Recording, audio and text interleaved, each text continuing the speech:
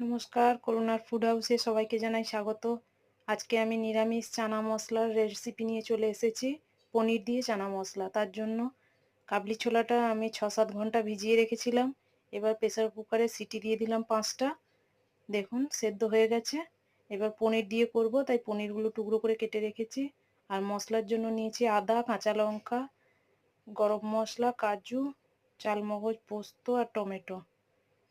এবার কড়াইয়ে গরম করে প্রথমে সর্ষের তেল দিয়ে পনিরগুলো ভেজে নিতে হবে। পনিরগুলো ভাজা ভাজা হয়ে গেলে পনিরগুলো তুলে নিচ্ছি। নিয়ে ওর মধ্যে দিয়ে দেবো আবারও একটু সর্ষের তেল, আর প্রথমে গরম মশলা আর বাকি জিনিসগুলো যা মশলার জন্য নিয়েছিলাম সব দিয়ে দিতে হবে। তার সাথে দিয়ে দেবো স্বাদ মতো লবণ, আর দিয়ে দিচ্ছি হলুদ গুঁড়ো, লঙ্কা গুঁড়ো, জিরে গুঁড়ো। দিয়ে মশলাটা হালকা করে কষানো হয়ে গেলে এটা মিক্সার গ্রাইন্ডারে গ্রাইন্ড করে নিতে হবে। গ্রাইন্ড করে নেওয়ার পরে দেখুন এইভাবে।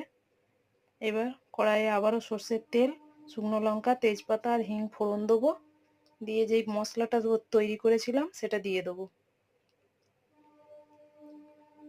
আর বাটিটা ধুয়ে একটু জলও দিয়ে দেবো। দিয়ে ভালো করে কষাতে হবে। কষানো হয়ে গেলে চানাগুলো অ্যাড করব, দিয়ে কষিয়ে নিতে হবে। দিয়ে দেবো চানা মশলা। মার্কেটে যে মশলাটা পাওয়া যায় চানা মশলা, সেটা দিয়ে দেবো।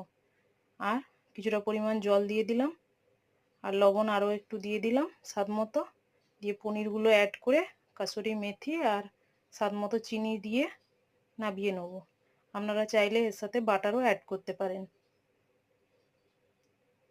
দিয়ে রুটি পরোটার সাথে সার্ভ করুন।